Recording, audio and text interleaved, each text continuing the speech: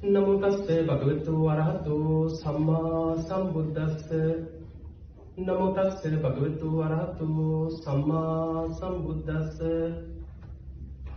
නමෝ තස්සේ භගවතු වරහතු සම්මා සම්බුද්දස්ස අතිගෞරවනීය දැඩිනෝන් ධම්මදීප භාවනා මධ්‍යස්ථානයේහි අති ගෞරවනීය පූජනීය නායක මාහිමිපාණන් වහන්සේ අවසරයි අකරවිට සංඝානන්ද නායක හාමුදුරන් වහන්සේ ඇතුළු විහාරස්ථානයේ වැඩ සිටින පූජනීය වන්දනීය මහා සංඝරත්නයන් අවසරයි. පින්වත්නි, ඔබ බුද්ධ වන්දනා කරලා පන්සිල් සමාදන් වෙලා තුනුරුවන් වන්දනා කරලා ඉන්න වෙලාව. අද දවසේ ආනන්ද විද්‍යාලයේ ආදි ආනන්දයන්ගේ ආදි ශිෂ්‍ය සංගමේ විශේෂ ආරාධනාව මත මේ මැයි මාසයේ වෙසක් මාසයේ මුල් කරගෙන ධර්ම දේශනා 4ක් සංවිධානය වුණා. එහි පළවෙනි ධර්ම දේශනාව හැටියටයි මේ ධර්ම දේශනාව අද සිදු කෙරේ. මේ ධර්මයේ ශ්‍රවණය කරන්න එකතු වෙච්ච ඔබ හැම දිනාටමත් බණහන හැම දිනාටමත් මේ ධර්ම ශ්‍රවණය නිවන් දොරටුවක් බවට පත් වේවා කියලා මුලින්ම ආශිර්වාද කරනවා. පින්වත්නි, අපි මේ ඉන්නේ එක පැත්තකින් බොහෝම භයානක වෙලාවක. මුළු ලෝකේ පුරාම නොසිතන විදිහට විශාල ව්‍යසනයක් ලෝකේ ඇති වෙච්ච වෙලාවක. හැබැයි මීට අවුරුදු 3-4කට කලින් කවුරු හරි ඔබට කිව්වනම් ඉස්සරහට මෙන්න මෙහෙම වසංගතයක් එනවා.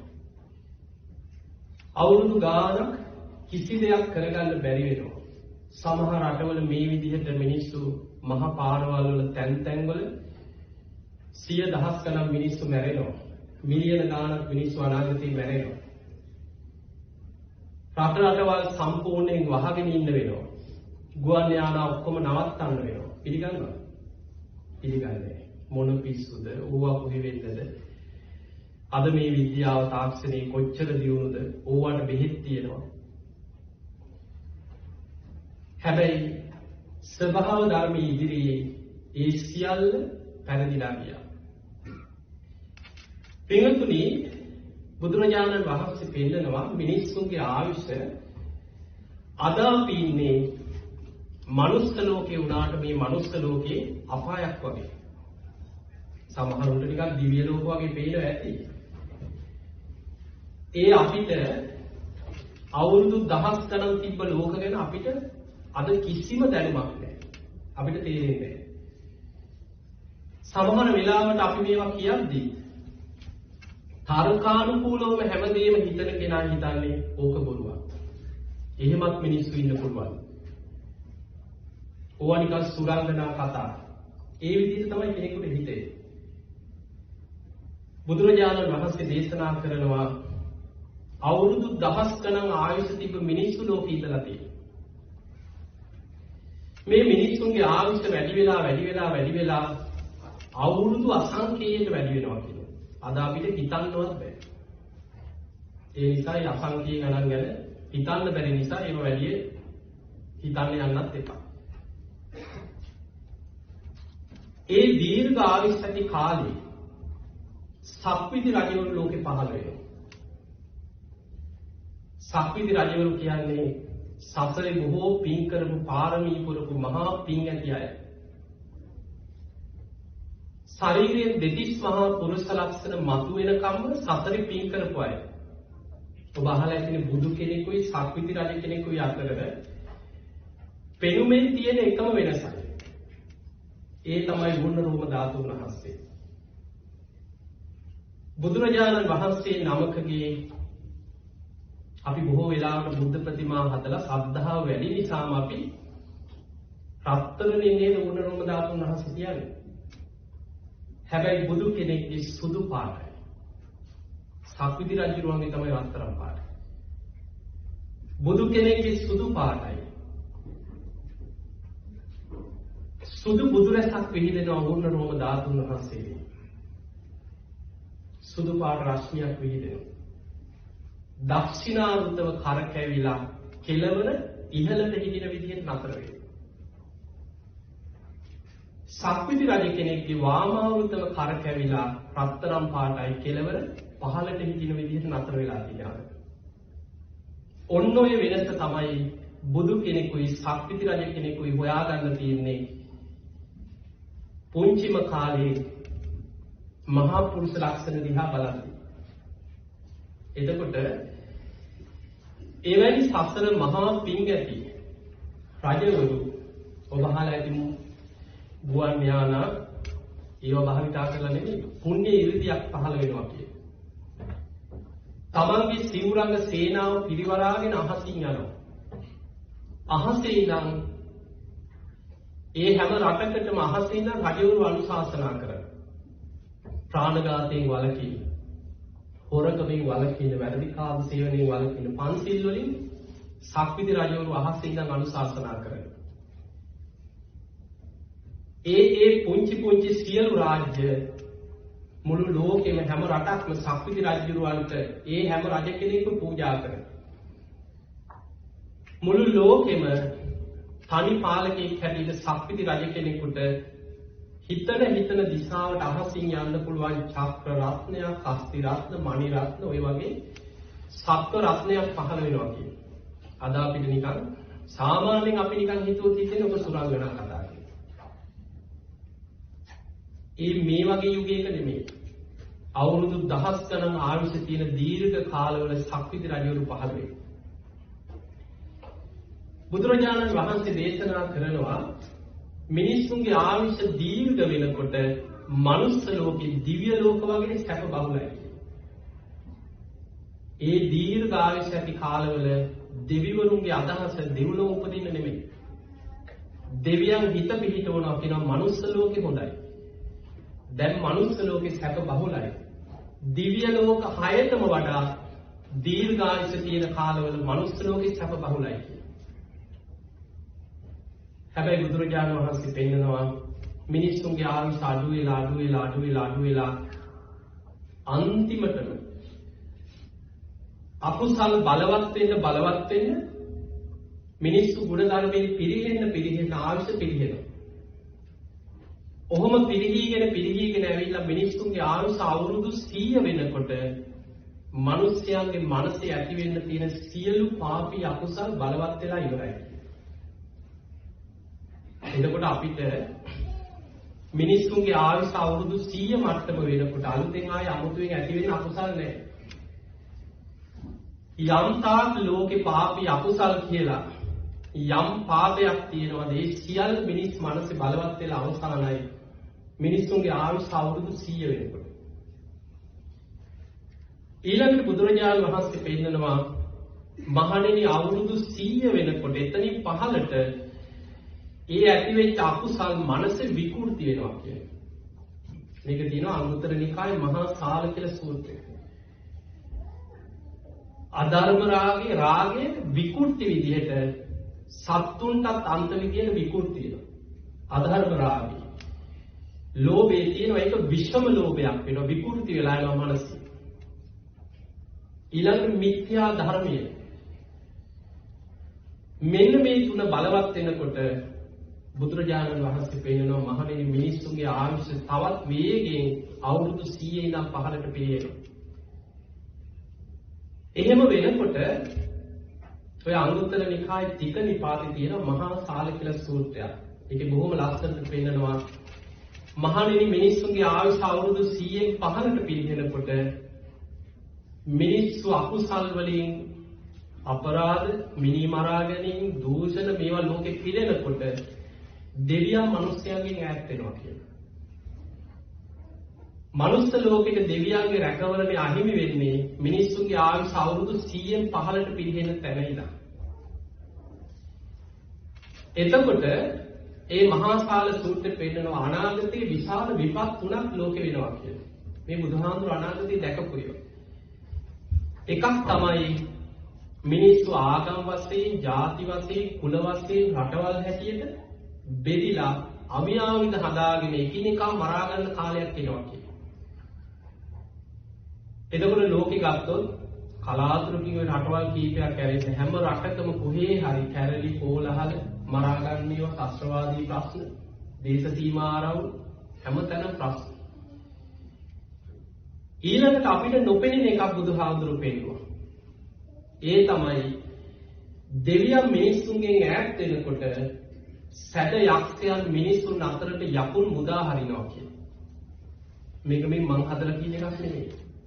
අංගුත්තර නිකායේ තික නිපාතිල් මහා කාල කියන සූත්‍රය බලන්න. ඉන්ටර්නෙට් එකේ හොයන්න පුළුවන්. සූත්‍රේ නම ගහපු ගමන් අද එනවා. සැඩ යක්ෂයන් මිනිස්සුන් අතරට යකුන් මුදා හරිනවා කියලා.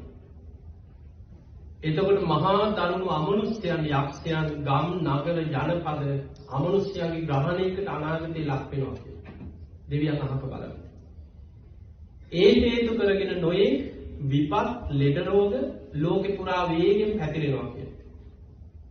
අමනුෂ්‍ය විපත් දැන් විශාලා මහනුවර ඒ වසංගතේ එනකොට අමනුෂ්‍ය රින් වෙන්නේ නැත්නම් රෝග, දුර්භික්ෂ, අමනුෂ්‍ය ඒ විශාල විපතක් එනකොට මිනිස්සු මැරෙනකොට ඒ ව්‍යසනයත් එක්කම එතන අරක් ගන්නේ අමනුෂ්‍ය විපත. එතකොට බුදුරජාණන් වහන්සේ පෙන්නනවා මහා කාල අනාගත ලෝකයේ සිය දහස් ගණන් ලක්ෂ ගණන් මිනිස්සු මිය යනවා කියන ඒ හේතු නිසා. තුන්වෙනි කාරණේ බුදුහාමුදුරු පෙන්නනවා මහා කාල දෙවියන් මිනිස්සුන්ගෙන් ඈත් වෙද්දී ස්වභාව ධර්මයට බලපෑම් කරන්න පුළුවන් දෙවිවරු මිනිස්සු ගැන කලකිරෙනවා කියන්නේ. දැන් අපි නොදන්නවා වුණාට මේ වැස්ස වහිනවා. දැන් නිකන් ඔබ කියන්නේ වහින්නේ දෙවියන්ද වස්සන්නේ? නෑ. ඔබ ඉගෙන ගන්න දෙයක් ඇති ස්වභාව ධර්මයට අනුව වහිනවා. වැසි චක්‍රය කියලා එකක් ඉගෙන ගෙනත් ඇති ඉස්සරනේ. හැබැයි වැස්ස බලාංක කියලා දේවතා කොටාසයක් ගැන ධර්මයෙන් පෙන්නනවා. ස්වභාවික වහින වැස්ස ඒ වැස්ස බලාහක දෙවියන්ට ඒක පාලනය කරන්න පුළුවන් කියන 이르දි බලය. වැහැලා විශාල විපතක් වෙනවා නම් ඒ දෙවියන්ට පුළුවන් කියන මේ වැස්ස පාලනය කරන්න. ඉස්තර විශාල නියඟ දුර්භික්ෂ ඇති වෙනකොට මිනිස්සු වැස්ස බලාහක දෙවියන්ට කන්නලව් කරලා ඉල්ලුවා නිසි කලට වැසි ලබා දෙන්න කියලා. එතකොට බුදුරජාණන් වහන්සේ පෙන්නනවා මහණෙනි මිනිස්සු අධර්මිෂ්ඨ වෙනකොට, දුස්සීල වෙනකොට, දෙවියන් මිනිස්සුන්ගෙන් ඈත් වෙනකොට වැස්ස බලාහක දෙවිවරු අහක බලනවා. කියන්නේ දෙවියන් පරිගන්නව නෙමෙයි. ස්වභාවිකව ඇතිවන වැස්ස වැහැලා නැත්තද නැති වුණා දෙවියන් ඒක පාලනය කරන්න ඉදිරිපත් වෙන්නේ වෙන විනාශ වෙන්නේ ඉඳ ලහක බලන විශාල නියඟ දුර්භික්ෂ ඇති වුණා මිනිස්සු අඬා කියනවා නේ වහින්න අපිට වතුර පොදක් නෑ දෙවියන් බලන්නේ ඒක මේ පව්කාරයන් උදව් කළ වැඩක් නෑ දෙවියන් කියන්නේ මතක තියාගන්න කෙලෙස් සහිතයි දැන් ඔබ ඔහොම හිතන්නේ නැද්ද කියලා හිතන්න අපි කවුරු හරි ඔබෙන් ඉල්ලනවා යමක් උදව්වක් ඔබ දන්නවා මේ මිනිස්සයා දුරාචාරයේ දෙන කිසිම ගුණ ධර්මයක් නැති පව්කාරයෙක්. එතකොට දෙනවද? දන්න කෙනෙක් කියනවා දෙන්නේ පාවුද? ඔය හොරේ වංචනිකේ. කියනවා. දෙවියොත් ඒ වගේ කෙලෙස් සහිතයි. කාම ලෝකේ ඉන්නේ. හැකියාව තිබුණට අධර්මිෂ්ඨකම් දුස්සීලකම් වැඩි වෙනකොට මනුස්ස ලෝකේ දෙවියන් අහක බලනවා. ඊළඟට අහසේ වලාකුළු එහා මෙහා යනවා මේ අපි කවුරුත් දන්නවා සුළං හමනකොට අඩු පීඩනයක් තියෙන තැනට සුළං හමනවා වලාකුළු පා වෙලා යනවා දෙවියන් මේ කරේ තියාගෙන යනවා නෙමෙයි හැබැයි දේශනාවේ විස්තර වෙනවා අබ්බ වලාහක දෙවිවරු කියලා ඉරිදි බල සම්පන්න දේවතා කොටසක් ගැන ඒ දෙවියන්ගේ ඉරිදි බලෙන් අවශ්‍ය නම් වලාකුළු අහසේ කැමති දිශාවට අරගෙන යන්න පුළුවන් කියලා. අවශ්‍ය නම්. ඊළඟට වාස වලාංක දෙවිවරු කියලා දේශනාවේ පෙන්නනවා සංයුත්ත නිකායේ දෙන වලාංක සංයුක්ත කියලා සූත්‍ර දේශනා ගොඩක්. සුලකට බලපෑම් කරන්න පුළුවන් ඉරිදි බල සම්පන්න දෙවිවරු ඉන්නවා කියලා. ඒ දෙවියන්ට පුළුවන් වෙනවා විශාල සුලි සුලගක් එනවා නම් ඉරිදියේ දිශාව වෙනස් කරන්න පුළුවන් කියලා. ඒක පාලනය කරන්න පුළුවන් කියලා. ස්වභාවිකව ඇති වෙන්නේ මේවා. මතක තියාගන්න පටල ගන්න එපා. වැස්ස වහින්නේ, සුළං හමන්නේ, වලාකුළු වහස යන්නේ, සීතල රස්නේ මේ ඔක්කොම ස්වභාවික දේවල්. හැබැයි ඉරිදි බල සම්පන්න දෙවිවරුන්ට පුළුවන් කියනවා ස්වභාව ධර්මයට බලපෑම් කරන්න. දැන් ලෝකේ ස්වභාව ධර්මයට බලපෑම් කරන මිනිස්සු නේද? ඉන්නවා. තාක්ෂණයේ විද්‍යාව ඔස්සේ ස්වභාව ධර්ම වෙනස් කරන පරිසරය වෙනස් කරන එක කොච්චර තියෙනවද? එතකොට දෙවිවරු අහක බලනකොට බුදුහාමුදුරුවෝ පෙන්නනවා අනාගතයේ ස්වභාවික විපත් වේගෙන් වැඩි වෙනවා කියලා. ගානු වතුර, භූමිකම්පා, නායාම්, සුලිසුලන්, කුණාටු විපත් වැඩි වෙලා සිය දහස් ගණන් ලක්ෂ ගණන් මිනිස්සු අනාගතේ මැරෙනවා දෙවියන් අහක බලනවා කියලා. ඒ නිසා මතක තියාගන්න ඊළඟට දේශනාවේ පෙන්නනවා මහණෙනි මිනිස්සුන්ගේ ආයුෂ අවුරුදු 100න් 15ට පිරිනවනවා කියන්නේ මනුස්ස ලෝකේ කියන්නේ ඒ යුගයේ අපායක් වගේ කියලා. දීර්ඝ ආයුෂ තියෙන කාලෙත් එක්ක බලද්දී අවුරුදු 100න් 15ට මනුස්ස ලෝක පිරිනවනවා කියන්නේ අපායක් වගේ. මතක තියාගන්න අද මේ යන්තම් බණ ටිකක් ඇහුණට අද අපි ඉන්න කාලේ බුදු කෙනෙක් පහළ වෙන්නේ නැති කාලයක් මේ. ඇයි? හැම බෝසතාණන් වහන්සේ නමක්ම පස්මහා බැලුම් බලනවා. කාලේ, දීපේ, දේශේ, කුලේ මව. එතන කාලය කියලා බලන්නේ බුදු කෙනෙක් පහළ වෙන්න සුදුසු කාලයක්ද කියලා මනුස්ස ලෝකෙ දිහා බලන්නේ. මිනිස්සුන්ගේ ආයුෂ අවුරුදු 100න් 15ට පිරිහිලා නම් ඒ යුගයේ බුදුරු පහළ වෙන්නේ නැහැ කියලා. යන්තම් අපේ බෝසතාණන් වහන්සේ මොකක් හරි අපේ කොහේ හරි තිබ්බ පිනකට එදා දෙව්ලොව ඉඳන් මනුලොව දිහා බලද්දී බුදු කෙනෙක් පහළ වෙන්න දැන් මනුලොව සුදුසුද කියලා මිනිස්සුන්ගේ ආයුෂ එදා 100ට වඩා ටිකක් වැඩි. එදා සාමාන්‍ය ආයුෂ අවුරුදු 120යි. අවුරුදු 100න් 15ට බහැලා තිබ්බනම් මේ අන්තක් කල්පේ මහා කල්පයකට අන්තක් කල්ප 64ක් තියෙනවා. අපි මේ ඉන්නේ මහා බද්ද කල්පේ 4 වෙනි අන්තක් කල්පේ මේ ඉන්නේ. මතක තියාගන්න අපේ බෝසතාණන් වහන්සේ උන්වහන්සේට පුදුම හදිස්සියක් තිබ්බා බුදුවේ. ඒ හදිස්සියත් එක්ක තමයි මේ මිනිස්සුන්ගේ ආයුෂ අඩුම කාලෙක ඉක්මනින් බුදු වුණේ. දේශනාවල ඔය අටුවාවල විස්තර වෙනවා අපේ බෝසතාණන් වහන්සේගේ මේ පාරමී පුරාගෙන ආපු ක්‍රමයක් එක්ක පිළිවෙල තිබ්බේ කපුසඳ, කොණාගමන, කාශ්‍යප, මෛත්‍රී, ගෞතම හැටියට. එහෙම තමයි පිළිවෙල තිබ්බා. හැබැයි උන්වහන්සේ ඔබ අහලා ඇති එක්තරා ආත්මයක එදා අපේ බෝසතාණන් වහන්සේ ගෝලයා, මෛත්‍රී බෝසතාණන් වහන්සේ ගුරුවරයා. මේ දෙන්න මනුලොව ඉපදිලා දෙව්ලොවින් මනුලොවට ඇවිල්ලා තවුස්දම් පුරනවා. තාපස වේශෙන් දෙන්න පැවිදි වෙලා ඒ කාලේ බුද්ධ ශූන්‍ය කාලයක්. අෂ්ට සමාපatti දක්වා හිත වඩාගෙන හිමාල මහ වනාන්තරේ තවුස්දම් පුරනවා. කොහොම තාපස ජීවිතයක් ගත කරගෙන හොඳට භාවනා කරගෙන ඉන්න මේ ගුරුවරයයි ගෝලයයි දෙන්න දවසක් හිමාල මහ වනාන්තරයේ මැදින් තවත් ඈත තාපසාරාමයකට ගමනක් පිටත් වුණා. ඔහොම යනකොට එක තැනකදී බොහෝම බඩගින්නෙන් කෑ ගහන සතෙක්ගේ හඬක් ඇහුණා. අමාරුවෙන් කෙදිරි ගන්නවා වගේ.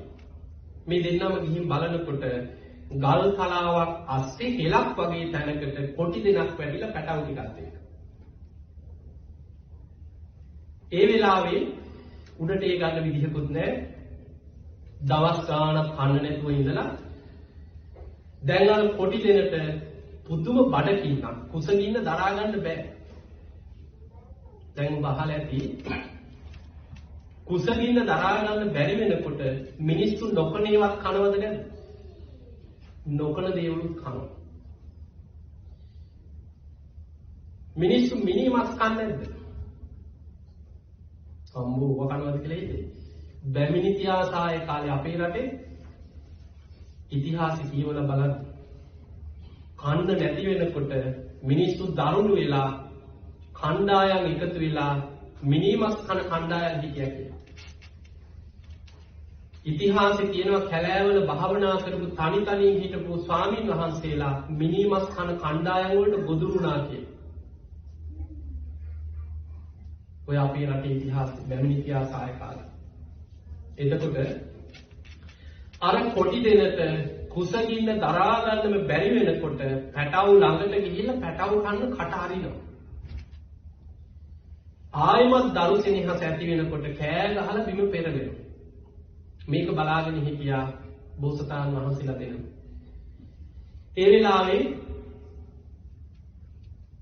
මෛත්‍රී බෝසතාණන් වහන්සේ කියනවා ඔබ උතනට වෙලා බලාගෙන ඉන්න කොටි දෙනට පැටව කන්න ඉඩ දෙන්න එපා. මම ඉක්මනට ගිහිල්ලා මැරිච්ච සතෙක් හරි මේ කැලේ කොහේ හරි ඉන්නවනම් කොටි දෙනගේ කුසගින්න නිවන්න ඉස්සලා ආහාරයක් හොයාගෙන එන්න. ඊට පස්සේ උඩට ගන්න ක්‍රමයක් අපි හිතමු කියලා. ඔක්කොටම කලින් උඩට ගත්තොත් දෙන්නටම අනතුරක් වෙන්නත් පුළුවන්. දැන් මෙහෙම කියලා මෛත්‍රී බෝසතාණන් වහන්සේ කැලේ ගියා. ගුරුවරයා. ගිහිල්ලා දැන් කැලේ ඇතුලේ හොයනවා මැරිච්ච සතෙක්ගේ මොනවා හරි අර කොටි දෙනගේ කුසගින්න නිවන්න ආහාරයක් හොයනවා.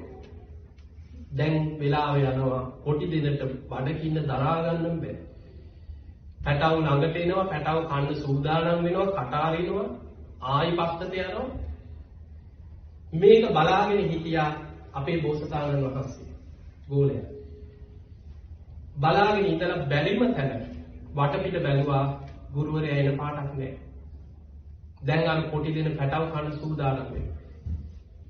ඒ වෙලාවේ අපේ බෝසතාණන් වහන්සේ අදිස්ථානයක් කරා මේ දීර්ඝ සංසාර ගමනේ දාන පාරමිතාව පාරමී උපපාරමී පරමත්ත පාරමී. පරමත්ත පාරමී කියන්නේ ජීවිත පරිත්‍යාගයෙන් ජීවිතේ පූජා කරගෙන ලෝතර බුද්ධත්වයේ පිරිසමම් පාරමී පුරලා තියෙනවා.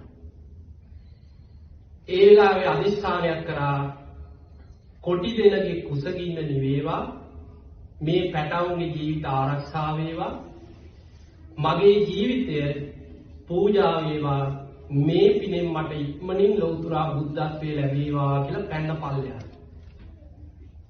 තමන්ගේ ජීවිතේ පූජා කරා අර කොටි දෙනට. ටික වෙලාවකට පස්සේ මෛත්‍රී බෝසතාණන් වහන්සේ ගුරුවරයා ඇවිල්ලා බලනකොට ගෝලයා නෑ. පල්ලෙහා බලනකොට අර තවුස් පිළිකරවල කෑලි තියෙනවා ලේ තැවරිලා තියෙනවා. කාරණේ තේරුම් ගත්තා. ඊර්ති බල සම්පන්න තාපසේ නුවණින් විමසලා බැලුවා ලෙස්සලා වැටුණද ජීවිතේ පරිත්‍යාග කරා. දැක්ක ජීවිතේ පරිත්‍යාග කරලා. ඒ වෙලාවේ බැලුවා සිතුවිල්ල දැක්කා මගේ ජීවිතේ පූජා වේවා මේ කොටි දෙනගේ ජීවිතය ආරක්ෂා වේවා මට ඉක්මනින් ලෞතර බුද්ධත්වයේ ලැබේවා කියලා ප්‍රාර්ථනා කළා. ඒ වෙලාවේ මෛත්‍රී බෝසතාණන් වහන්සේ දැඩි අධිෂ්ඨානයක් හිතට ඇති කරගෙන ඒ වෙලාවේ ප්‍රාර්ථනාවක් කරා ඉක්මන් බුදු වේවා කියලා. මම අඩියක් පස්සට ගන්නවා කියලා තමන්ට බුදු වෙන්න තිබ්බ අවස්ථාව අපේ බෝසතාණන් වහන්සේට පරිත්‍යාග කරලා වීර්ය අධික බුදු කෙනෙක් හැටියට තමයි මෛත්‍රී බෝසතාණන් වහන්සේ බුදු වෙන්නේ. ඒ නිසා තමන්ට තිබ්බ අවස්ථාව අපේ බෝසතාණන් වහන්සේ වෙනින් පරිත්‍යාග කළ පස්සට ගියා කියලා. එතකොට ඔන්න ඔය සිදුවීම අපේ ඉතිහාසයේ එනවා. දැන් ඔබ අහලා ඇති මේ මහා බට්ට කල්පයේ පහළ වෙච්ච අනෙක් බුදුරජාණන් වහන්සේලා. කකුසඳ බුදුහාමුදුරුවෝ. අපි මේ කාලේ ගැන කතා කරමු. කකුසඳ බුදුහාමුදුරුවෝ ගැන අහලා තියෙනවා. ආයුෂ කීයක් කියලා අහලා තියෙනවා. 40000. කකුසඳ බුදුහාමුදුරුවෝ පහළ වෙච්ච කාලේ සාමාන්‍ය මිනිස්සුන්ගේ ආයුෂ අවුරුදු 40000යි. එතකොට මේ මහා භද්‍රකල්පයේ දෙවනියට පහළ වුණේ කොණාගමන බුදුරජාණන් වහන්සේ. උන්වහන්සේ පහළ වෙච්ච කාලේ ඒ කාලේ මිනිස්සුන්ගේ ආයුෂ කීයද?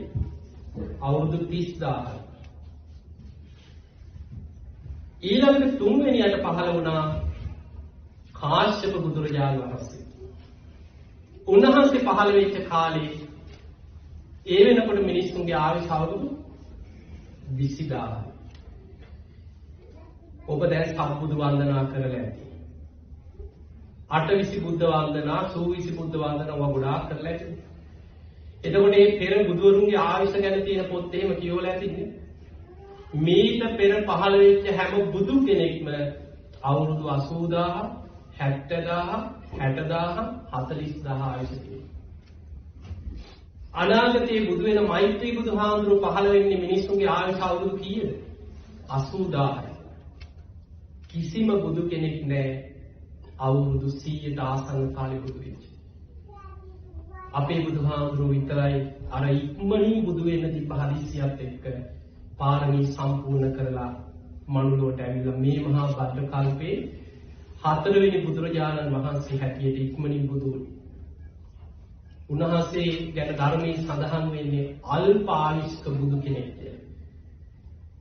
එහෙමනම් අපි සරණ ගියේ පෙර බුදුවරු එක්ක සලකලා බලනකොට අල්ප ආයුෂ්ක බුදු කෙනෙක්.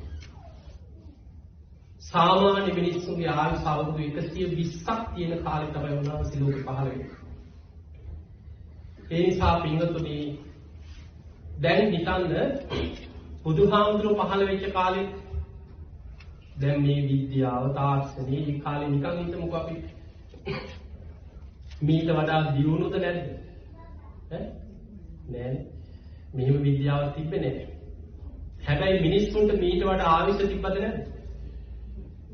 බක්කුල හාමුදුරුවෝ ගැන අපි අමතක කරමු. මොකද උන්වහන්සේ ගැන අපි දන්නවා සසරේ පාරමී පුරලා නිරෝගී සම්පත්තිය වෙනුවෙන්ම පාරමී පිරුවා කියලා හිතමු. ඒ නිසා අපි උන්වහන්සේ ගැන පැත්තකින් ඉන්නේ. අනුරුද්ධ මහරහතන් වහන්සේ අවුරුදු 150ක් වැඩ ඉඳලා තියෙනවා. දිවස්ලාභීන්ගෙන් අග්‍රම කෙනා.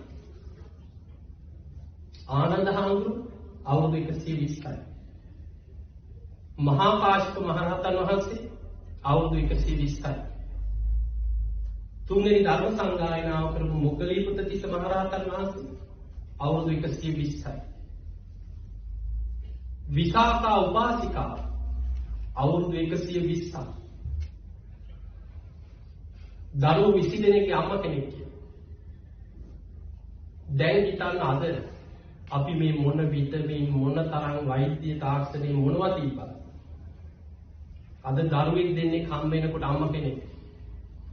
එක්ක බොන්දේ අමාරුව, ඇවිද ගන්න අමාරුයි, කලන්තේ, වැහැරිලා විසාකාව දරුවෝ 20 දෙනෙක්ගේ අම්මා කෙනෙක් අවුරුදු 120ක් නිරෝගීව හිටියයි.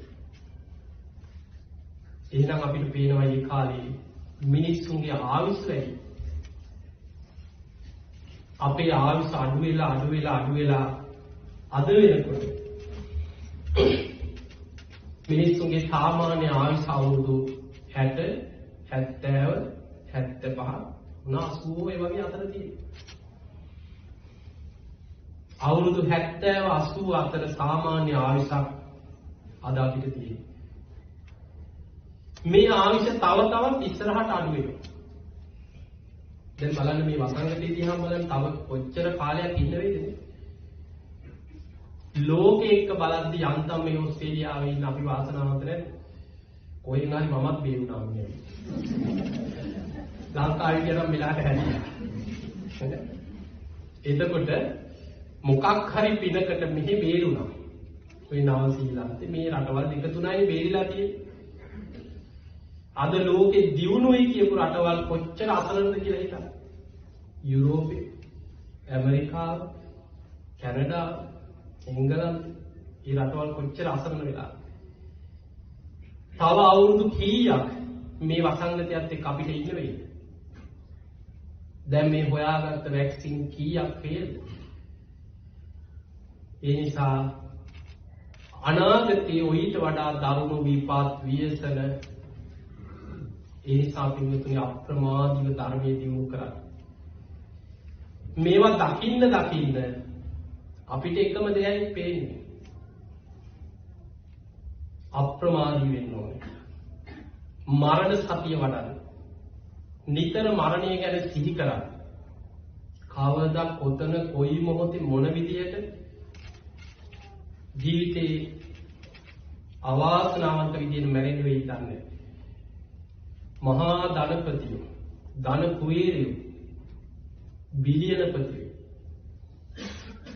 පැය කීපයක් ඇතුළත පැකට් එකක උතලා ඉටිකොලයක දාලා එක්ක වල්ලලා පුච්චලා දානකොට අර හම්බ කරපු ධනෙ, දේපොළ, ව්‍යාපාර කිසි දෙයක් Tamanට ගෙනියන්න ලැබෙනවද? මුළු ජීවිත කාලෙම වෙහෙසිලා මහන්සි වෙලා ගොඩනගපු දේවල් සියල්ල එහෙම තියලා යන්න වෙනවා. ඒ නිසා පින්වතුනි ධර්මයේ දියුණු කරන්න ලොකු උත්සාහයක් ගන්න. අපිට බොහොම සරල තැනකින් ඔබට පුංචි දෙයක් කියලා දෙන්නම්. ඒ තමයි බුදු ගුණ මානසිකාරය. අපි මේ වෙසක් එක්ක වැඩසටහන් කරන නිසා මම ශ්‍රද්ධාව පැත්ත වැඩිපුර මේ මතක් කරන්නේ. අටුවාවක එක තැනක සඳහන් වුණා මරණ මංචකේ කෙනෙක් බුදු ගුණ සිහි කරලා බුදු ගුණ තුල හිත පිහිටෙවෝ කරපු දහසක් අකුසල යටපත් වෙනවා කියලා. අපිට ශනිකව දැන් අපි සෝවාන් වෙලා නම් මැරෙන්නේ අපිට මේ ඔය මොනවත් අවශ්‍ය නැහැ. ඇයි? එයා කොහොමද සතර අපායෙන් මිදිලා? සෝවාන් වෙච්ච කෙනාට වසංගතෙන් මැරුණත් එකයි, ලෙඩක් හැදිලා මැරුණත් එකයි, කවුරු හරි ගහලා මැරුණා. ගහලා මරන්න බැරිද? දැන් බිම්බිසාර රජුව සෝවාන් වෙලා වද දීලා නෙමෙයිද මැරුණේ?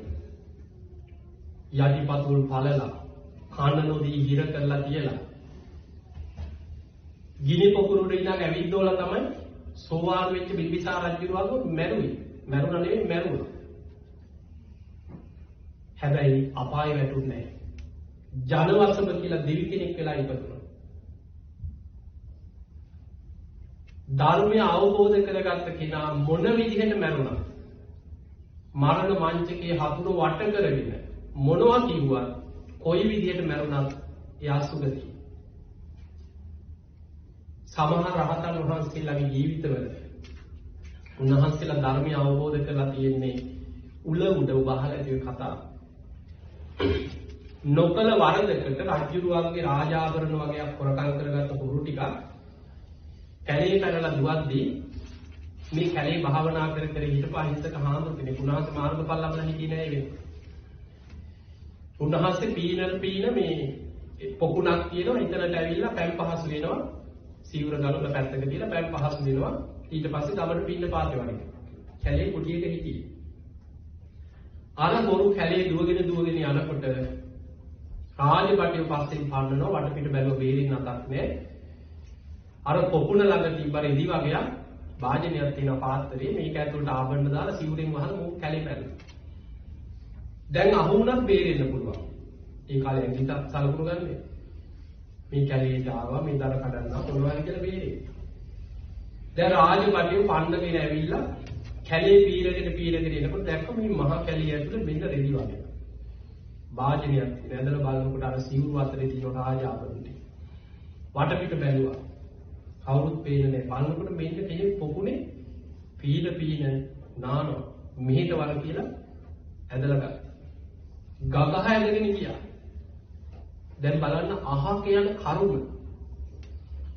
එහෙම වෙන්න පුළුවන්. මේ ජීවිතේ අපිට හිත යච්චර සිල්වත් හාමුදුරුවෝ කාටවත් කරදරයක් කරලා නැහැ. මේ කැලේ භාවනා කරලා ඇයි මෙහෙම වුනේ? අපි දකින්නේ ඒ වෙච්ච දේ විතරයි. පෙර සංසාර කර්ම විපාක අපිට පේන්නේ රජුරු ළඟට අරගෙන ගියා. රජුරුවන්ට ඉදිරිපත් කරා රජතුමනි මෙන්න බඩු මෙන්න හොරා. බඩුත් එක්කම හොරා අල්ලගත්තා කියන කැලේ. රජුරුව කේන්තියෙන් හිටියේ ඒ වෙලාවෙම කීවා උල තියන්න කියලා. දැන් අර ස්වාමීන් වහන්සේව අත් දෙක පිටිපස්සට බැඳලා රතු මල් මාලාවක් දාලා කස පහල් දිදී නගරේ ඇදගෙන ගිහිල්ලා නගරේ මැද මිනිස්සු අඬ පෙරට අක්ෂර මිනිස්සුන්ට පේන්න ඉස්සර වද දෙන්න. වැරදි නොකර උල ඉඳේවා. දැන් හිතන්න ඇඟ පසාරු කරගෙන පස්සේ උලක් බහිනකොට මේ බඩවැල් හාරගෙන දැන් ධර්මයේ සිහි කරන්න පුළුවන්ද බැයිද? අමාරුද ලේසිද? අමාරුයි. හැබැයි අමාරුම වෙලාවේ ජය ගන්න කෙනා ජය ගන්න. අර උල ඇඟ හාරගෙන බහිනකොට උන්වහන්සේට ඒ වෙලාවේ සිහි වුණා බුදුරජාණන් වහන්සේගේ ධර්මයේ කොච්චර සත්‍යද. ඉපදීම දුකයි කියලා මේ දේශනා කරේ. ඉපදිච්ච නිසා නේද මම දුක් විඳින්නේ. සසරේ කොච්චර මේ වගේ නොකල වැරදි වලට දඬුවම් විඳලා දුක් විඳලා උලින් දෝලා පිළියනුම් කාලා උල් පාරවල් කාලා මැරිලා ඇති. එහෙම ධර්මයේ සිහි කරනකොට බුදුරජාණන් වහන්සේ බුදු ඇසින් දැක්කා උන්වහන්සේගේ ශ්‍රාවක දරුවෙක්. ඒ ජීවිතේ නොකල වරදක් තමයි. හැබැයි පෙර සංසාර කර්ම විපාකයක් නේ. බුදුරජාණන් වහන්සේ දැක්කා ධර්මය අවබෝධ කරගන්න පින තියෙනවා. උන්වහන්සේ මනෝමය ශරීරයෙන් පෙනී හිටිය අනිත් අයට පේන්නේ අර හාමුදුරුවෝ ඉස්සරහා පෙනී හිටියේ. බුදුරජාණන් වහන්සේ අහනවා භික්ෂුව මේ රූපය නිට්ටයද අනිත්‍යද? අනිච්ඡම් බන්ති අනිත්‍යයි ස්වාමීනි. අනිත්‍ය වූ රූපයක් නිසා දැන් ඔබට ඇති වෙන්නේ සැපක්ද දුකක්ද? දුක්ඛම් බන්ති දුකයි ස්වාමීනි. එහෙමනම් මේ රූපය මගේ ආත්මයයි කියලා පිළිගන්න පුළුවන්ද? නොහේතම් බන්ති නැහැ ස්වාමීනි. එහෙමනම් මේ රූපය අනිත්‍යයි දුකයි අනාත්මයි කියලා සිහි කරන්න. ඊළඟට අහනවා වේදනාව ස්පර්ශයෙන් ඇතිවන විඳීම නිට්ටයද අනිත්‍යද? අනිත්‍යයි. එහෙමනම් අනිත්‍ය නම් ඒ වේදනාව නිසා ඇතිවෙන සැපක්ද දුකක්ද? දුකයි. ওই විදිහට රූප, වේදනා, සංඥා, සංඛාර, විඥාන පංච උපාදානස්කන්ධය ගැනම අනිත්‍ය දුක්ඛ අනාත්ම වශයෙන් බලන්න කියලා බුදුරජාණන් වහන්සේ මනෝමය ශරීරයේ පෙනීදලා අර උලින්දෝපු භික්ෂුව ඉදිරියේ ධර්මයේ සිහි කෙරෙනවා. උන්වහන්සේ නොපෙනී ගියා. අර භික්ෂුවගේ ඇඟ හාරගෙන මේ බඩවැල් හාරගෙන උල බහිනව බඩ ඇතුලේ ඇඟට. ඒ වේදනාව මැද්දේ පංච උපාදානස්කන්ධ අනිත්‍ය වශයෙන් සිහි කරා උල උඩම රහත් වුණා. උල උඩම පිළිගන්න බෑ. එතකොට හිතන්න කොච්චර අමාරු වෙලාවකද ධර්මයන්. ඒ නිසා මතක තියාගන්න හරියට ධර්මයේ දන්න කෙනාට අමාරු වෙලාවමයි ධර්මය අල්ලන්න තියෙන්නේ.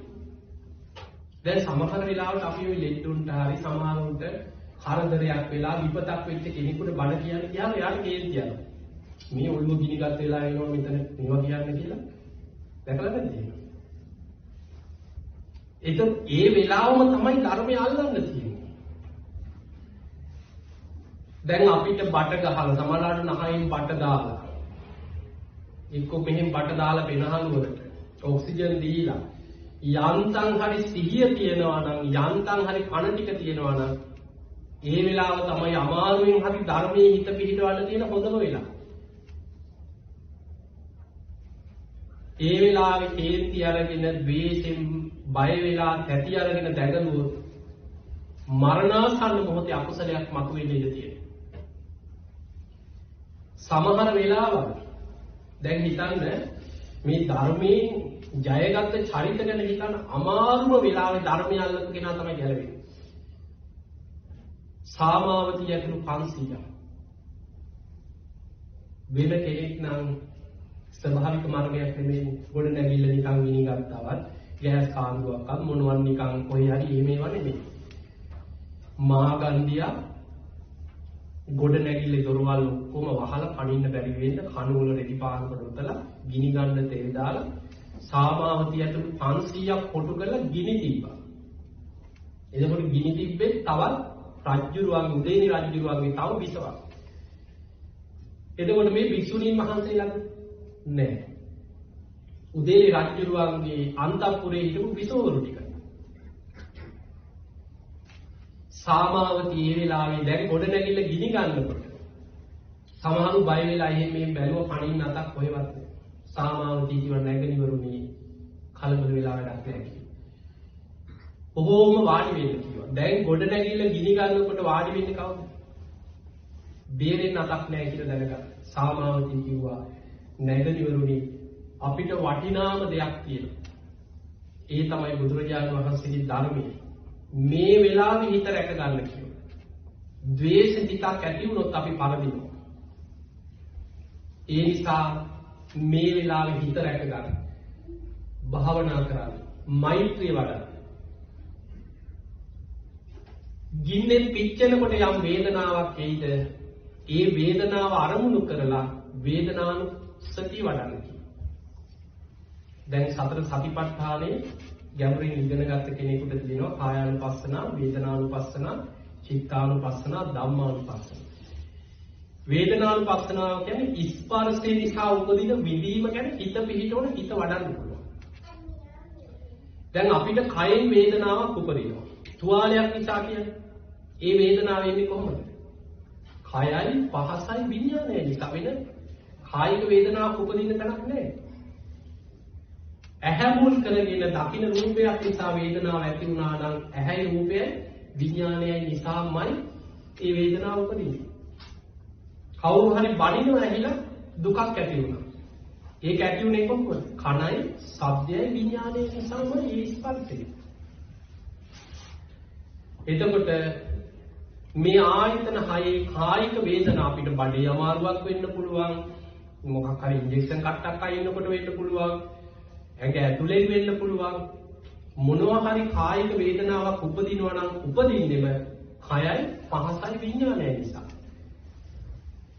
ඒ වේදනානුපස්සනාව හොඳට වඩපු කෙනෙක් ස්පර්ශේ හිත පිහිටෝලා ඒ වේදනාවේ අනිත්‍ය මෙනෙහි කරගන්න.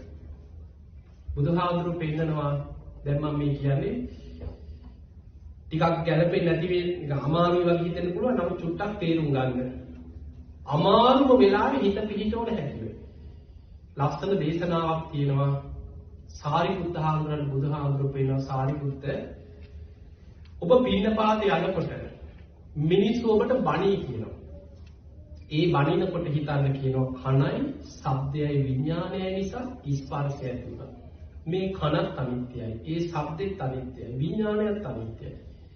එහෙම හිතාගෙන විදර්ශනා වඩමින් ඔබ යන්න කියනවා. එතකොට මිනිස්සු බණිනකොට ඒකත් ධර්ම අවබෝධයට ඔබට උපකාර කරන්න පුළුවන්. සාරිපුත්ත ඔබ පින්නපාත යනකොට සමහර අන්‍ය තීර්ථකයෝ නිගාන්තේ කොච්චරයි හිටියද? බමුණෝ ගල් වලින් හරි ගහයි කියනවා ගල් මුගුරු. බැරි වෙලාවත් ගැහුවොත් පොල්ලකින් හරි ගලකින් හරි. දැන් අපිට ගහපු ගමන් අපි මොකද කරන්නේ? එක පාට හැරිලා බලනවනේ කවුද ගැහුවේ කියලා. අපි පුද්ගලයා වල්ලන. බුදුහාමුදුරු කියන සාරිපුත්ත ඔබට ගල් පාරක්, පොළු පාරක් වැදුනොත් කවුරු හරි ගැහුවොත් හිතන්න කයයි පහසයි විඥානයයි එකතු වෙනවා. ස්පර්ශයෙන් ඒ විදීම ඇති වෙනවා. මේ කයත් අනිත්‍යයි. ඒ පහසත් අනිත්‍යයි. ඒ තුල විදර්ශනා වඩන්න කියනවා. ගුටි කාගෙන උනත් ධර්ම අවබෝධයට හිත වඩන්න පුළුවන් කියලා එතන. ඒක බොහොම අමාරු තැන් අපිට. ඒ බුදුහාමුදුරු පෙන්වන්නේ සාරිපුත්ත හාමුදුරු වගේ මහා ප්‍රඥාවන්ත කෙනෙකුට. එතකොට මේ ධර්මයේ හරියට අල්ලපු කෙනෙක්ට අමාරුම තැන එනවනේ. එතනම තමයි ධර්මය අල්ලන්න තියෙන තැන. ඒ නිසා මතක තියාගන්න අපි ලෙඩ වෙච්ච වෙලාවට අපිට විපතක් ආපු වෙලාවට අපිට කරදර එක පිට එනකොට අපි සාමාන්‍ය කියන්නේ මේ හෙළගිරි පාත් වෙනවා වගේ පුදුම කරදර කොට ඒ කරදරම තමයි ධර්මය අල්ලන්න තියෙන හොඳම වෙලාව. එතනදිම තමයි අපිට ධර්මයේ හිත පිහිටවලා ධර්මය අල්ලගන්න තියෙන්නේ. ඒ නිසා මේ අපි ගෙවන කාලේ මේ ලෝකෙ මේ ගෙවෙන කාලේ දැන් අපි නිකන් හිතමු අපි ඉතින් ප්‍රාර්ථනා කරනවා අපිට එසේ නොවේවා කියලා. දැන් ඔබ මේ බණහන් ආවට ඔබේ මනස කොච්චර දුවනවද ඔබේ ඥාති ලංකාවේ ඉන්න එක්ක දෙමව්පියෝ පවුල් වල අය සමහරවිට මේ වසංගත ඉවර වෙනකොට කී දෙනෙක් ඉතුරු වෙයිද කියලා හිතෙනවා. කී දෙනෙකුට හැදෙයිද මොනවා වෙයිද ආයි කතා කරගන්න දකින්නවත් පුළුවන් වෙයිද කවදා යන්න පුළුවන් වෙයි තව අවුරුදු 3-4 කට ලංකාවට යන්න ලැබෙයිද මේ යනකොට ජීවතුන් අතර ඉඳීද අපි කොච්චර මනසින් විඳවනවද ඒ නිසා ජීවිතේ මේ විපත් එක්කමයි බුදුරජාණන් වහන්සේ පෙන්වුවේ ඉපදීම දුකක්. ඒ නිසා අපිට මේක මහා සැපයක් වගේ තේරුණාට ඉපදීම දුකක්මයි. ඒ ඉපදිච්ච නිසා ශෝක පරිදේව දුක්ඛ දෝමනස් උපායාස මනසෙන් අඬනවා වැළපෙනවා දුක් වෙනවා හොල්ලනවා පපුවට ගහ ගන්නවා දකින්න වේද මේ දවස්වල. ප්‍රියයන්ගෙන් වෙන්වීම ඉදිරියේ කොච්චර මිනිස්සු හඬා වැළපෙනවද? ඒ නිසා මරණය ගැන නිතර හිතන්න අප්‍රමාදීව ගුණධර්ම වඩන්න. මරණාසන්න මොහොතක ධර්මය අවබෝධ කරගත්ත කෙනෙක් අපි කතා කරේ සෝවාන් වෙච්ච කෙනෙක් මාර්ගඵල ලබපු කෙනෙක් නම් කොහොම මැරුණා සුගතියේ. දැන් අර සාමාවතිය ඇතුළු 500ම ගින්නේ පිච්චෙනකොට සාමාවතිය කිව්වා ගිනි ගන්නකොට ඇඟට රස්නේ දැනෙනකොට ඇඟ පිච්චෙනකොට යම් වේදනාවක් ඇද්ද ඒ තුලත් අනිත්‍ය සිහි කරන වේදනානුපස්සනාව වඩන්න කිව්වා. මොකද උනේ 500ම ගින්නෙන් පිච්චිලා කර වෙලා ගොඩ නැගිලා ඇතුළේ මැරුණා. හැබැයි 500 දෙනාම බුදුහාමුදුරු බුදු ඇසින් බලලා ධම්සභා මණ්ඩපේ දේශනා කරා මහණෙනි සාමාවතිය ඇතුළු 500ම සුද්ධාවාස බබලව ඉපදිලා. සුද්ධාවාසෙ උපදින්නේ අනාගාමී වෙච්චයි. ඒ පිරිසම අනාගාමී වුණා. එතකොට බලන්න අර අමාරුම වෙලාවේ මිනි මරුමා 500ක් කොටු කරලා ගිනි තියලා මරන්න හදපු උපක්‍රමය වෙන කෙනෙක් නම් වෛර කරගෙන ද්වේෂයෙන් වෛරයෙන් බය වෙලා ඇති අරගෙන කෑ ගහලා හැබැයි ඒ වෙලාවම ධර්මයේ සිහි කළා ධර්මය අවබෝධ කරගන්න පුළුවන්. ඒ නිසා පින්වතුනි අමාරුම වෙලාවෙ හිත පිහිටවන්න. මේ දවස්වල නිතර ධර්මයේ සිහි කරන්න. අපිට එකපාරට කලබලෙයිද සාමාන්‍යයෙන් අපිට එකපාරට මොකද්ද කරන්න කියලා හිතා ගන්න බැරි වෙනවා. එවැනි වෙලාවක ශනිකව කරන්න තියෙන දේ බුදු ගුණ සිහි කරනවා. දැන් රජක සූත්‍රයේ බුදුහාමුදුරු පෙන්නන්නේ මොකද්ද? භයංවා චම්බිතත්තංවා ලෝමහංසෝවා. එකපාරට බයක් ඇති වෙනවා. මරණ බයක් වෙන්න පුළුවන්. එකපාරට ජීවිතේ බයක් වෙනවා. චම්බිතත්තංවා තැති ගන්නවා. මොකක්ද කරන්නේ කියලා එකපාරට තැති ගන්නවා. ලෝමහංසෝවා ලොමු දැහැ ගන්නවා.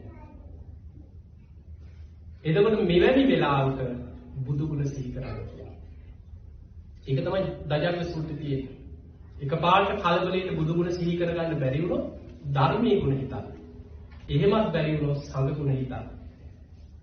බුදුහාමුදුරේ දේශනා කරනවා මහණෙනි මරණ මංචකේ බුදු ගුණ සිහි කරොත්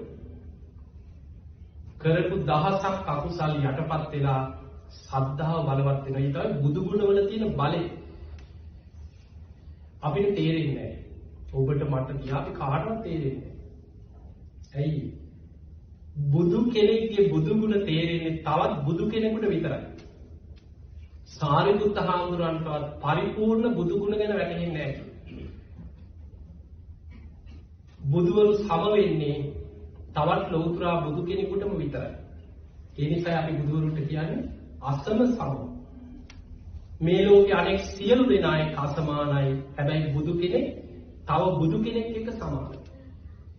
බුදුහාමුදුරුවෝ පෙන්නනවා මහණෙනි ලෞතර බුදු කෙනෙක් කල්පයක් පුරාවට වෙන කිසිම කරුණක් දේශනා නොකර බුදු ගුණම දේශනා කරන කල්පෙක. කල්පේ ඉවර වුණා බුදු ගුණ අවසන් වෙන්නේ නැහැ කියන්නේ. එහෙනම් ඉතින් අපි දන්නේ මොනවද කියලා හිතන්නකෝ. අපි මේ බුදු ගුණ ටික නවරහත් බුදු ගුණ ටික බෝධි පූජාවක් කියලා චෛත්‍යයක් කරලා සාදු කියලා අපිට තියෙන්නේ ඊටාම අල්ප ශ්‍රද්ධාවක්. ගොඩාක් ශ්‍රද්ධාව තියෙනවා වගේ හිතුවට අපිට තියෙන්නේ පුංචි ශ්‍රද්ධාවක්. හැබැයි මේ පුංචි ශ්‍රද්ධාවම බුදුහාමුදුරු පෙන්නනවා මහණෙනි මයි ශ්‍රද්ධා මත්තම් කියන්නේ මාත්‍රය. ප්‍රේම මත්තම් බුදුහාමුදුරු ගැන ප්‍රේම මාත්‍රයක් කෙනෙක්ගේ හිතේ බලවත් වුණොත් මරණ මංචකේ සබ්බීතේ සංඝ පරාය. ඒ ටිකම ඇති කියනවා අකුසල් යටපත් වෙලා සුගතිය. ඒ නිසා අනිත්‍ය ගැන අපිට මරණාසන්න කෙනෙකුට සිහි කරගන්න හොඳයි. කාලයක් අනිත්‍ය වඩලා අනිත්‍ය ගැන ලොකු අවබෝධයක ඉන්න කෙනෙකුට. ගැඹුරු ධර්මයේ කාලයක් වඩපු කෙනෙකුට ගාම්භීර ගැඹුරු ධර්ම කාරණා සිහි කරගන්න ලේසි. හැබැයි සාමාන්‍ය කෙනෙකුට එකපාරටම බය ඇති ගැනීමත් එක්ක මරණ බය ඇති වෙච්ච වෙලාවක අපිට ශනිකව රැකෙන්න තියෙන දේ තමයි බුදුගුණ මනස්කාරය. සැනින් හිත රැකෙනවා, අකුසල් යට යනවා, ශ්‍රද්ධාවෙන් හිත පිහිටනවා. ඒ නිසා බුදුගුණ නිතර සිහි කරා. අපි දන්නවා සමහර අය අපි බුදුගුණ කියද්දී අපි ගොඩාක් මරණාසන්න අය ළඟ අපි පිළිත් කියලා බුදුගුණ කියලා සමහර දවස් ගණන් කතා නොකර එහෙම මැරුණා වගේ හිටපුවා. එක දවසක් මට මතකයි මම අම්ම කෙනෙකුට පිළිත් කියන්න ගියාමත් ඒ දරුවෝ මේ කිව්වා අනේ හාමුදුරුවෝ දවස් දෙකකට විතර කලින් අපි කතා කරලා සම්බන්ධ කරගන්න බැරිවා. හාමුදුරුවෝ බැරි වුණා මම දන්නම කෙනෙක් නැත්නම් මම මේ යන්නේ නැහැ. ඉතින් මම දන්නම පුතේ. ඉතින් ඒ අම්මා කොහොමරි හොඳට මම ආවේ පීකාව කරේ අම්ම කෙනෙක්. ඒ මම යනකොට ඇස් හරින්නේ නැහැ. අන්තම් වතුර ටිකක් දිවට දාලා දිව තෙමනවා. කකුළු සීතල වෙලා ඉතින් පණ ගිහිල්ලා වගේ. ඒ වෙලාවෙදි මම ගිය නිසා ඒ අම්මට ඉතින් කනට කරලා ඉස්සෙල්ලාම බුදුගුණ ටිකක් කිව්වා. ගිය නිසා බුදුගුණ ටික කියලා මම එකින් එක කිව්වා. අරහන් ගුණය ගැන මෙහෙම ටිකක් කියලා මම කිව්වා අම්මා සිහි කරගන්න නුවන් වැනිසෑය. ජය ශ්‍රී මහා බෝධීන් වහන්සේ. අම්මා මේ වගේ දෙයි දරුවෝ මට කිව්වා අම්මා මෙහෙම පින් කරා මෙහෙම පින් කරා කියලා.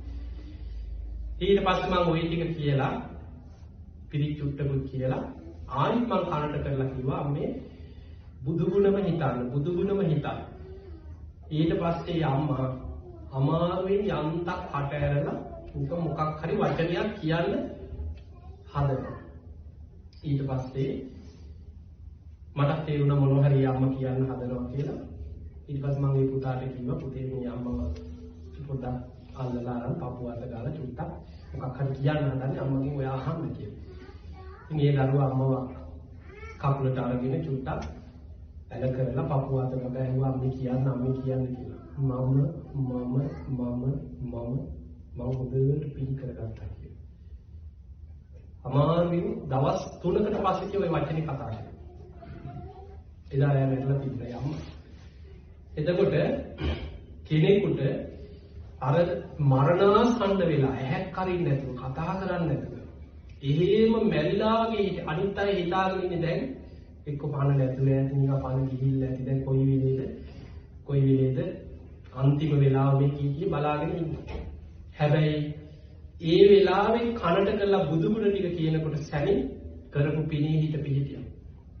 ඒ නිසා මතක තියාගන්න ගොඩාක් අපේ මරණාසන්න අය ළඟ ඉඳලා තියෙන නිසා තේරෙනවා සමහර කෙනෙක් මරණාසන්න වෙනකොට ඇස්සැරලා ඇහෙන දෙයක් කියන්න බැරි වෙයි. කට ඇරලා ඔබට කතා කරන්න බැරි වෙයි. අතපය හොල්ලලා මොනවා සංඥා දී ගන්න බැරි වෙයි. හැබැයි හරියට වෛද්‍යවරයෙක් බලලා මෙයා දැන් මැරිලා කියලා හරියට නිගමනය දෙනකම් එතන භූතියතිය දඟලන්න යන්න එපා. කෑ ගහගෙන අම්මේ දාලා යන්නේකෝ අපි කොහොමද ඉන්නේ ගහගෙන නැගට පැනනොත් එහෙම සමහර වෙලාවට අපි කියන එක ඇහෙනවා. ඒ වටේ ඉඳගෙන අනේ මැරිලාද දන්නේ නැහැ, විහිණුණාද දන්නේ නැහැ, මොනවද දන්නේ නැහැ කිය වටේ ඉඳගෙන ඒ කියන ඒවා සමානට කනින් ඇහෙනවා. ඒ නිසා ඔබට තේරුන්නේ නැතත් කිසිම සංඥාවක් දැක්ුවේ නැතත් බුදුගුණ ටික කියන්නේ. කරමු පිනක් මොනවා හරි තියෙනවා නම් සිහි කරා. අම්මා බොහොම සද්ධායෙන් අපිට දඹදිව වැන්න කියලා ඒවා සිහි කරා. ඒ වගේ කවුරු හරි මරණාසන්න කෙනෙකුට මොකද අපේ ජීවිතේ තීරණාත්මක තැන තමයි යොදන්නේ. ඇත්තටම ගත්තොත් ඕන කෙනකින් ඇහුවොත් ඇයි බණ අහන්නේ? ඇයි පින්කම් කරන්නේ? මොකක්ද අරමුණ? අනේ කොහොම හරි සෝවාන්වත් වෙන්න ඕනේ. කොහොම හරි සෝවාන් වෙන්න ඕනේ. කියනවද නැද්ද? කියනවා. ඒක හොඳයි. ඒ අරමුණ අපි කාටත් තියෙනවා. හැබැයි අපේ ඥාතීන් අම්මලා තාත්තලා ආච්චිලා දීලා තෝක කියා පන්සල් ගානේ ගියා, භාවනා කරන්න ගියා, පින්කම් කරා, වන්දනා කරා. හැබැයි මැරෙන්න තරම මැරෙන්නේ ඔක්කොම සෝවාන් වෙලාද? මරණය ඉස්සර වෙන්න පුළුවන් කොයි වෙලේ හරි. ඒ අරමුණේ ඉන්න එක හොඳයි. ඒ අරමුණේ වීර්ය වඩාගෙන අපි යනකොට අපි දන්නේ මරණය ඉස්සර වෙන්න පුළුවන්. මරණාසන්න මොහොතක පුතඥ මට්ටමේ මරණාසන්න වෙන කෙනෙකුට ආසන්න කර්ම කියන්නේ ඊටාව තීරණාත්මකයි. අන්තිම මොහොත එතන බය කරලා අඬලා මූ තියලා දෙවනක් කරලා අසරණ කරොත් ඊට පස්සේ අපි කෝටියක මිනි පෙට්ටියක් ගෙනල්ලා මැණික් ගල්ලා තුරලා වැල්ලුවත් සුගතිය යවන්න පුළුවන්ද? බැහැ. හාමුදුරු 1000ක් වඩම්මල විශාල පාංශු කුලේ කරනවා. ඒකෙන් සුගතිය යවන්න පුළුවන්. සමහරට මෙහි පාංශු කුල දෙනකොට එහෙ ලෝදිය බොනවා. ඇයි? බුදුහාමුදුරු පෙන්නනවා යථාපතං නික්කිට්ඨෝ ඊවන් නිරේ. අපාය යන කෙනා මේ 7 දවසක් කැරක ඉඳලා එහෙම යනව නෙමෙයි. හිසේ තිබ්බ බර අතහැරියා වගේ. මෙහෙන් චුත වෙනකොටම ප්‍රතිසන්දිහිත චිත්තක්ෂණයයි වෙනස.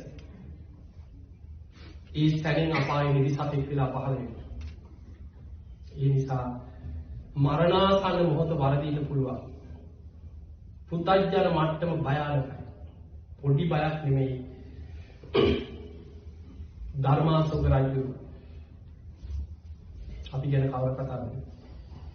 84000ක් විහෙර විහාර හදලා තමන්ගේ එකම පුතා පැවිදි වුණා, රහත් වුණා, මිහිඳු මහරහතන් වහන්සේ.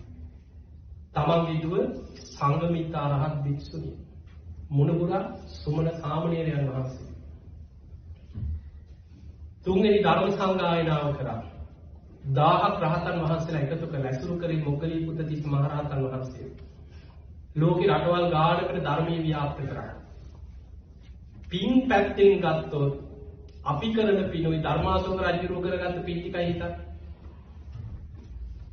හැබැයි පුතඥ භාවය කියන්නේ මරණාසන්න වෙලාවේ අර ළඟ හිටපු පවල් සලන මිනිස්සයා පොඩි තැනක් ඇති වරද.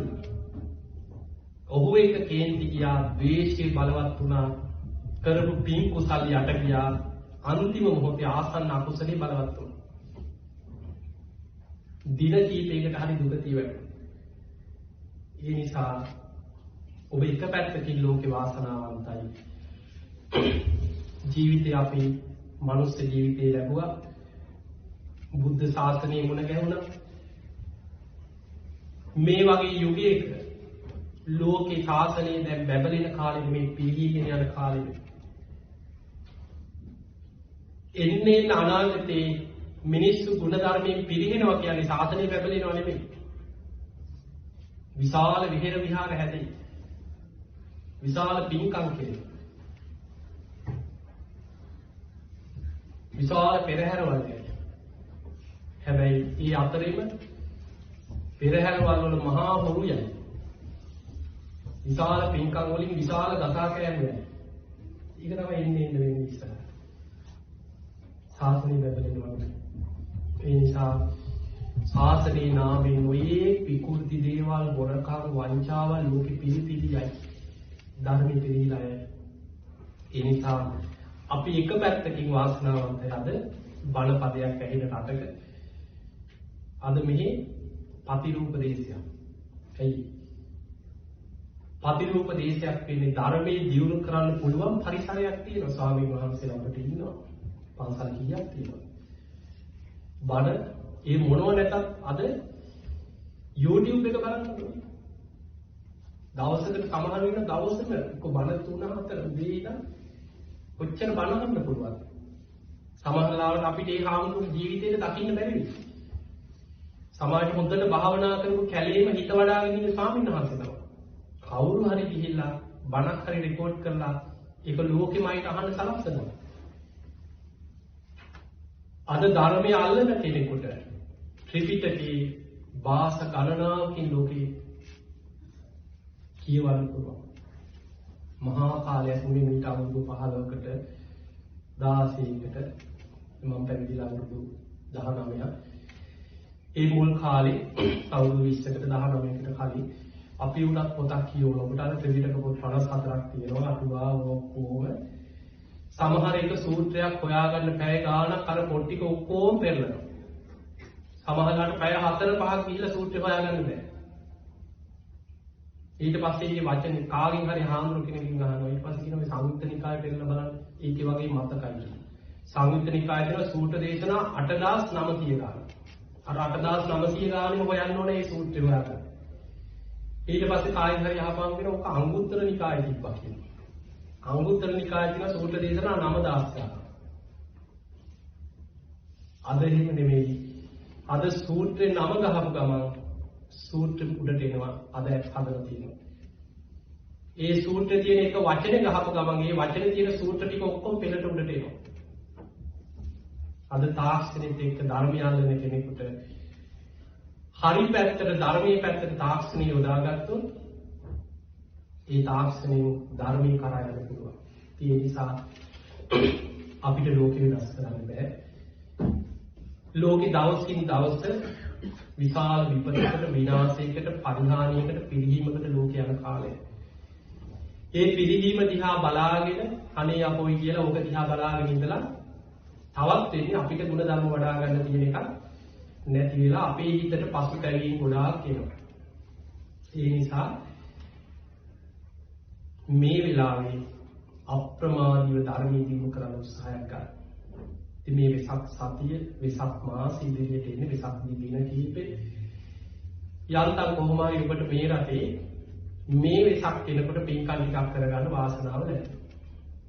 දැන් බලන්න 2019 ලංකාවේ අප්‍රේල් 21 ඔය පාස්කු භූමි ගැහුවට පස්සේ වෙසක් පොසොන් නැසල තුනම නැති වුණා 2019. අපේ ආයතන වලට ඉඳන් පොලිසිය දාලා උදාව දාලා එන මිනිස්සුගේ බෑග් චෙක් කර කර පින්කම් ඔක්කොම නැති වුණා. මිනිස්සු බයිට ඉස්කෝල මුල කර කර එහෙම හිටියා මාස ගානක්. ගිය අවුරුද්දේ වෙසක් පොසොන් නැසල එනකොට රටම ඇදිරි නීතිය දාලා ලොක්ඩවුන් කරලා තිබ්බා. මේ අවුරුද්දේ පිට තුන්වෙනි වතාවට ලංකාවේ වෙසක් වෙනකොට ආයෙමත් විශ්වනි බලවත් වුණා. හැබැයි ඔබ මේ රටේ කොහොම හරි ඔබට මේ මොකක් හරි පිනකට මෙහෙම හරි එකතු වෙලා බණ ටිකක් අහන්න වාසනාවක් හිතට බයක් නැතුව බණ ටිකක් අහන්න තියෙනවා. ඒ නිසා මේකෙන් ප්‍රයෝජනෙ ගන්න තුන හැම දිනාටම අපි ආශිර්වාද කරනවා. මේ ලැබිච්ච මනුස්ස ජීවිතය දවසින් දවස මොහොතින් මොහොත ශනේ ශනේ ජීවිතේ යනවා. අපි දන්නේ නැහැ කවදා කොතන කොයි මොහොතේ මොන විපතෙන් අපේ ජීවිතේ නැති වෙයි. සමහර අයගේ පෞකාරකම් කියන්නේ ඔබ බලන්න ඉන්දියාවේ සමහර අය ඒ රෝහල් වල සමහක් මැරෙනවා දැඩි සත්කාරයක ගින්නකි පව් දකින්න නැති. ඒ ස්පිරිතාලෙක ගින්න. අර පණයද ඇද ඉන්න ලේක් මැරෙන්නේ කොරෝනාවෙ නෙමෙයි ගින්නෙන් පිටිලා. තව රෝහලක වාට්ටුවක ගෑස් අර ඒ ඔක්සිජන් ටැංකිය වගේ පුපුරලා 15ක් ඉස්සන් මැරුණා ටැංකිය පුපුරලා. මොකක් හරි විපතක් එක්ක රෝහල් ගොඩ නැගිලා කඩාගෙන යනවා. ඒ කර්ම මොන පැත්තෙන් හරි කැරකිලා යනවා. ඒ නිසා අප්‍රමාදී වෙන්න.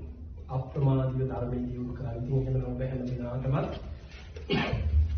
උතුම් සද්ධාදී ගුණ ධර්ම දියුණු කරගෙන ධර්මයේම අවබෝධ කරගන්න ධර්මයේම දියුණු කරගන්න වාසනාව ලැබේවා ලැබේවා ලැබේවා කියලා ආශිර්වාද කරනවා.